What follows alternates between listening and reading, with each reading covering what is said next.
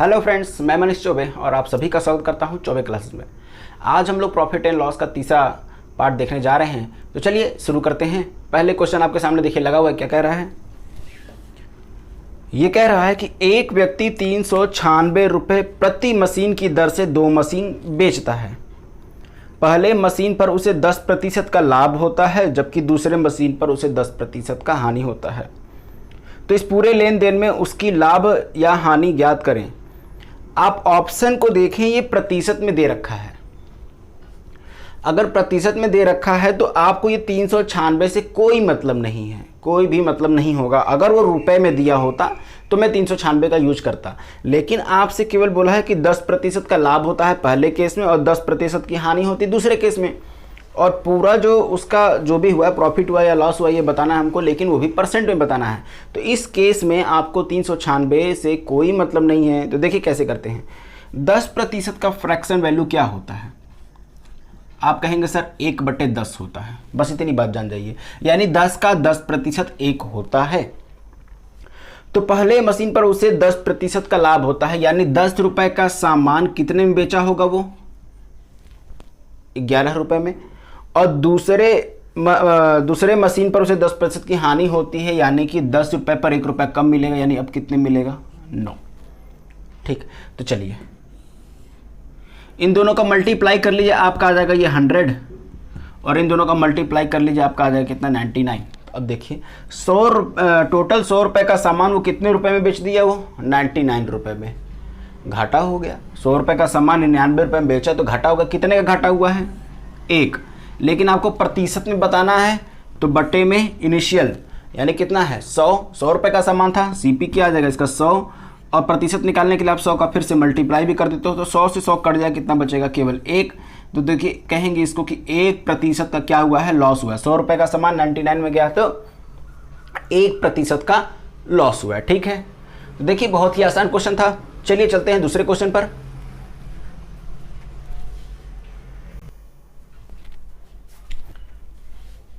तो ये देखिए आपके सामने अगला क्वेश्चन लगा हुआ। ये क्या कह रहा है आपसे? एक वस्तु को 11% हानि उठाते हुए 178 रुपए में बेचा जाता है। 11% हानि उठाते हुए सामान का, अगर हम सामान कितने प्रतिशत का होता है? पूरा 100%। 11% की हानि, यानी कि 100 का चीज कितने में चला गया होगा?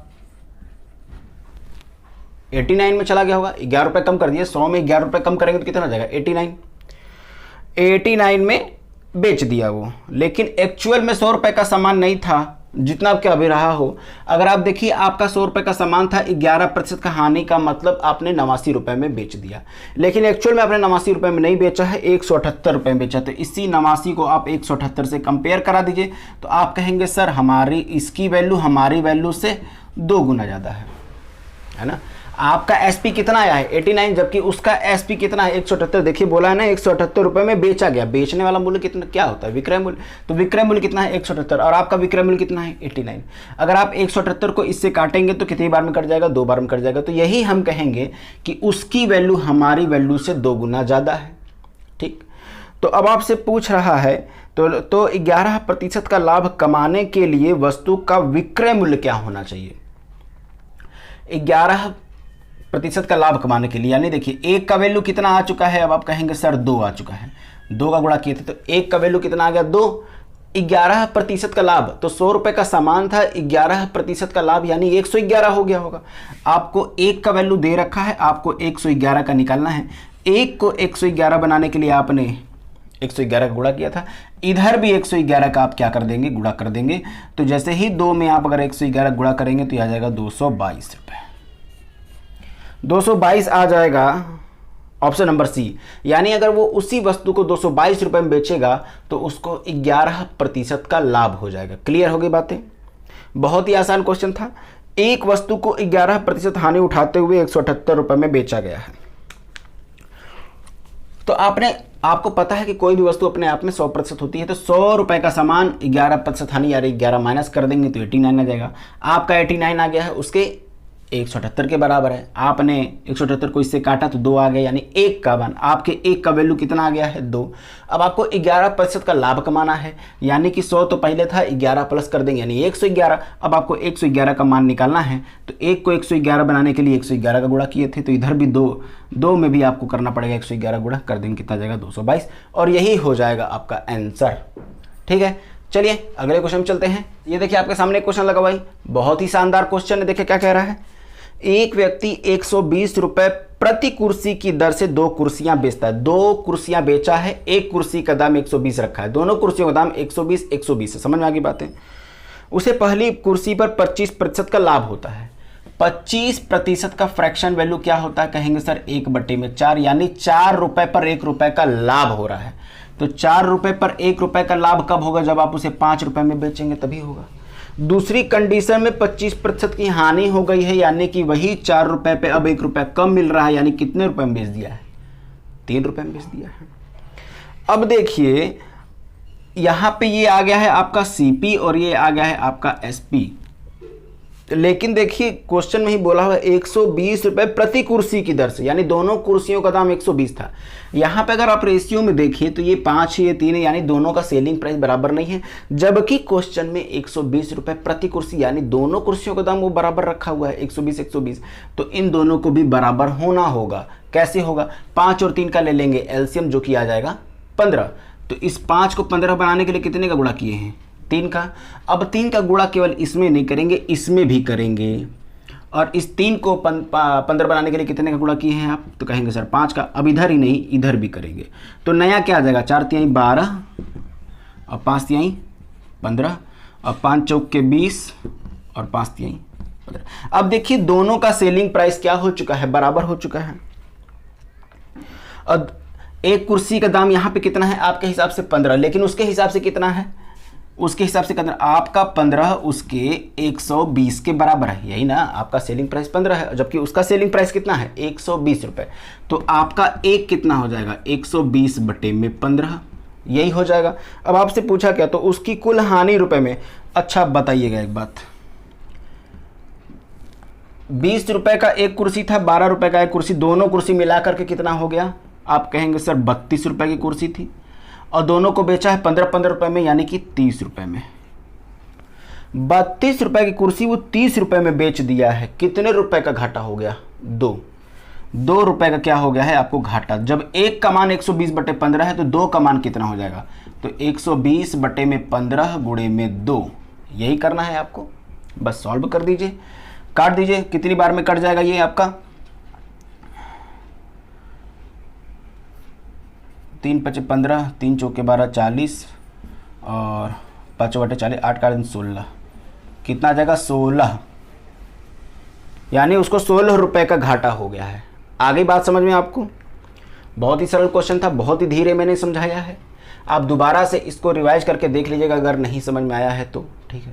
मैं चलता हूँ अगले क्वेश्चन पे। ठीक है, देखिए आपके सामने एक क्वेश्चन लगा हुआ है, बहुत ही अच्छा क्वेश्चन है, लगभग लोगों को परेशान करता है, इसलिए इसको एकदम ध्यान से देखिएगा। क्या कह रहा है, एक व्यक्ति ने 450 रुपए में एक बेडशीट खरीदा है, उसने विक्रय मूल्य के 10% लाभ पर बेच दिया। 450 रुपए में एक बेडशीट खरीदता है, यानी कि खरीदा गया मूल्य कितना होता है, सीपी बराबर क्या होता है 450, यहाँ पे दे रखा है, सीपी का मान दे रखा है 450। अब सुनिएगा ध्यान से, अगली वाली लाइन बहुत इंपॉर्टेंट है। उसने विक्रय मूल्य के 10% लाभ पर बेच दिया। विक्रय मूल्य 10% का लाभ का मतलब होता है 1/10। ठीक, मैंने बताया था जिसके बगल में का लगा होता है वो नीचे जाता है, तो इसमें बोल रहा है विक्रय मूल्य के, तो ये हो गया बेचारा आपका एसपी। अब बताइए, कोई सामान आप 10 रुपए में बेचे हैं और उस पर आपको 1 रुपए का लाभ हो गया, तो आपका सीपी कितना रहा होगा, 9 रहा होगा। एसपी आपका यहां दे रखा है 9, तो सीपी 10, तो सीपी कितना हो जाएगा आपका, 1 रुपए का प्रॉफिट हुआ है, 10 रुपए में बेचने पर आपको 1 रुपए का प्रॉफिट हुआ है, तो एक्चुअल में सामान कितने का रहा होगा, 9 रुपए का, तभी ऐसा हुआ है। तो सीपी क्या हो गया आपका 9, आपका सीपी कितना है 9 और उसका सीपी कितना है 450, कंपेयर करा दीजिए। 9 को 450 से कंपेयर करा दिए, कितने गुना कर देंगे आप, तो कहेंगे सर 50 गुना, यानी आपकी वैल्यू से उसकी वैल्यू कितने गुना ज़्यादा है? 450। तो विक्रय मूल्य आपसे पूछ रहा है, तो दिए गए बेडशीट का विक्रय मूल्य कितना है? 10। तो ये भी 10 नहीं होगा, इसमें भी आप सिंपली 50 का गुणा कर दीजिए, ये आ जाएगा आपका 500। ठीक, और यही हो जाएगा आपका आंसर। ठीक है, देखिए बहुत ही छोटा क्वेश्चन था, लेकिन फंसाने वाला क्वेश्चन था। इस बात को जो नहीं समझेंगे वो गलत कर देंगे। ठीक है, तो चलिए अगले क्वेश्चन चलते हैं। तो ये देखिए आपके सामने क्वेश्चन लगा हुआ है, क्या कह रहा है? एक घर तथा एक दुकान को प्रत्येक को 1 लाख रुपए में बेचा जाता है, यानी दोनों, एक घर हो गया और एक दुकान हो गया, दोनों को 1-1 लाख में बेच रहा है। मकान पर 20% की हानि हुई। 20% की हानि का मतलब होता है, 20% का मतलब होता है 1/5, यानी 5 रुपए का सामान कितने रुपए में चला गया? 4 रुपए में। ये आ जाएगा आपका एसपी और ये हो जाएगा आपका सीपी। ठीक, और दुकान पर 20% का लाभ होता है, यानी 5 रुपए का सामान पर 1 रुपए का लाभ, यानी 6 रुपए में हो गया। ठीक, लेकिन देखिए दुकान और घर दोनों को 1-1 लाख में बेचा, यानी विक्रय मूल्य समान है, तो विक्रय मूल्य आपको समान करना पड़ेगा। तो 6 और 4 का एलसीएम कितना हो जाएगा? 12। इस 4 को 12 बनाने के लिए 3 का गुणा, इधर किए तो इधर भी कीजिए। इस 6 को 12 बनाने के लिए 2 का गुणा, इधर किए तो इधर भी कीजिए। अब आपका नया सीपी और एसपी का रेशियो क्या आ जाएगा? 5 × 15। अब इसकी कहानी यहीं रोक दीजिएगा। 5 × 15, 4 × 12, 5 दूनी 10 और 6 दूनी 12। अब देखिए दोनों का एसपी क्या हो गया है? समान हो गया है। पहले वाले को भी 12 रुपए में बेचा है, दूसरे वाले को भी 12 रुपए में बेचा, ये आपके हिसाब से, लेकिन एक्चुअल में कितने रुपए में बेचा? 1 लाख, यानी ये 12 नहीं होगा, 1 लाख होगा। 1 लाख, आपका 12 उसके 1 लाख के बराबर है, तो आपका 1 उसके 1/12 लाख के बराबर हो जाएगा। ठीक, तो कह रहा है कि पूरे सौदे का परिणाम क्या हुआ? अब देखिए आप एक चीज, 15 और 10 25 रुपए का खरीदा था, 12-12 24 रुपए में बेच दिया है, तो घाटा हुआ ना। 25 रुपए का सामान 24 रुपए में गया, तो कितने रुपए घाटा हो गया? 1। तो अब आपको 1 का मान निकालना है, तो सिंपली देखिए 1 का मान आपने निकाल रखा है 1/12। ठीक, और यही हो जाएगा आपका आंसर, क्योंकि यहाँ भी 1 रुपए का घाटा ही हो रहा है। अगर 2 होता तो 2 की मल्टीप्लाई करते, लेकिन यहाँ है कितना? 1 ही रुपए का घाटा हो रहा है, तो 1 का मान तो आपका निकल ही चुका है, और यही हो जाएगा आपका आंसर। 1/12 लाख इतने का घाटा हुआ है, ऑप्शन नंबर सी। ठीक है, तो चलिए अब आपसे अगले वीडियो में आपसे मुलाकात होती है। ठीक है, तब तक के लिए धन्यवाद।